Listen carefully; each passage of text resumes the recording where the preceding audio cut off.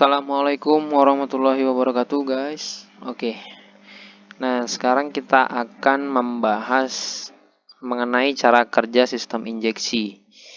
Oke guys, nah baik sebelumnya kita sudah ketahui ya guys ya, baik itu ada beberapa sistem. Saya ambil contoh nih, sistem PJM-FI dan sistem dari karburator. Seperti itu. Awal mulanya dari sejarahnya, sepeda motor pada awalnya menggunakan sistem karburator. Kemudian dengan seiring perkembangan zaman dan diiringi dengan teknologi, jadi mulailah berkembang yang namanya teknologi PJM-FI, full injection. Oke guys. Nah, ada beberapa tambahan dan beberapa mekanisme yang sedikit berbeda dengan karburator. Oke. Nah, baik yang pertama guys. Nah, kita bisa lihat di sini guys. Ini saya akan terangkan satu persatu mengenai gambar ini. Di sini ada gambar tangki minyak. Kemudian ini pompanya, pompa minyak. Kemudian saluran. Oke, saluran bensinnya atau saluran minyaknya. Kemudian injeksi.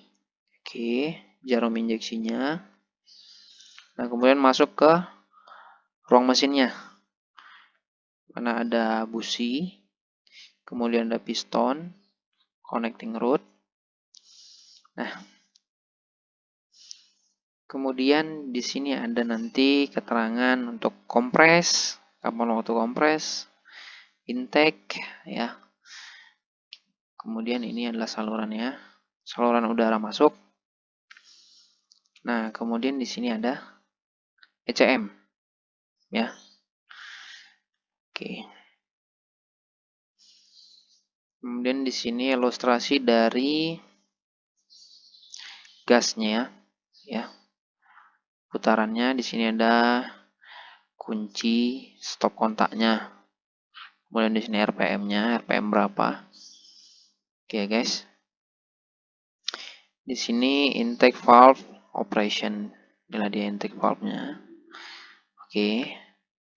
Nah, langsung aja ya, guys. Ini kita simulasikan. Nah. Oke. Untuk awal pertama kali kita menghidupkan, kita klik starter ya. Starter, kemudian ini kunci kontaknya. Seperti itu ya guys. Oke, ini ilustrasi animasi aliran bahan bakar mengalir dari tangki minyak, tangki bensin, kemudian kita hidupkan, start. Ya guys. Nah, kemudian prosesnya mulai berjalan. Udara masuk, kemudian disemprotkan oleh injeksi, jarum injeksi, bahan bakar masuk. Oke. Kemudian masuk ke ruang pembakaran. Terjadilah proses pembakaran, pencampuran antara bahan bakar minyak dengan udara. Nah, seperti itu. Nah, di sini ECM atau ini yang sering kita bilang otaknya ya. Otaknya dari sepeda motor PJM. Oke. Ini RPM berubah naik di 6000, turun. Nah, seperti itu, guys.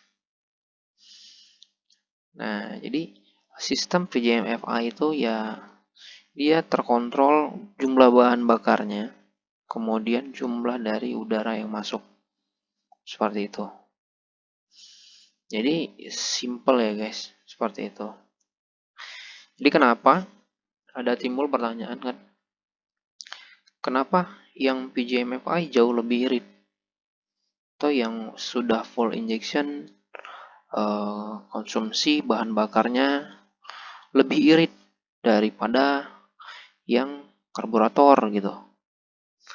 Nah, jadi secara teknis kita dapat melihat semburan dari injeksi ini, berapa banyak yang disemburkan bahan bakarnya dan campuran udaranya dengan baik, kemudian masuk ke ruang pembakaran untuk meminimalisir adanya bahan bakar yang terbuang sia-sia, seperti itu ya. Jadi semuanya terkontrol dari ECM ini. Nah, seperti itu tuh guys. Bedanya dengan karburator, dia kan belum punya ECM, jadi berdasarkan pelampung ya, mekanisme seperti itu, pencampuran bahan bakar dengan udara secara manual. Nah, seperti itu guys. Kurang lebih seperti itu.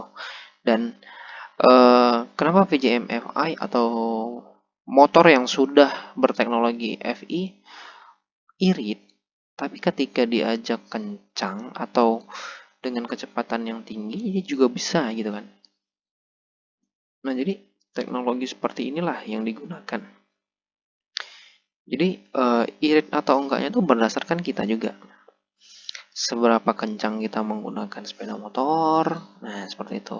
Jadi semakin kencang ya semakin boros juga, gitu kan, sesuai dengan keadaan. Jadi indikator irit itu ya tergantung juga dari cara mengemudi kita, seperti itu guys. Nah, untuk rangkaiannya seperti ini ya guys dari ECM. Oke, ketika bahan bakar masuk, kemudian melalui proses pembakaran dan proses pembuangan. Oke guys, kita ulang lagi. Nah, di prosesnya udara masuk, langsung disemprot, diinjek. Nah, proses intake masuk, proses kompresi, pembakaran, proses buang. Nah, jadi siklusnya seperti itu guys. Siklusnya terus berulang-ulang seperti itu. Inilah siklus yang terjadi di motor injeksi. Seperti itu guys.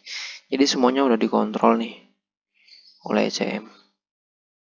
Ini 6000 rpm, semakin cepat dia. Udara yang masuk juga jauh lebih banyak. Nah, pembakaran juga lebih besar. Seperti itu guys.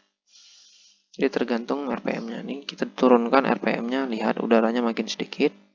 Yang di bahan bakar juga makin sedikit. Nah, ini yang 2000.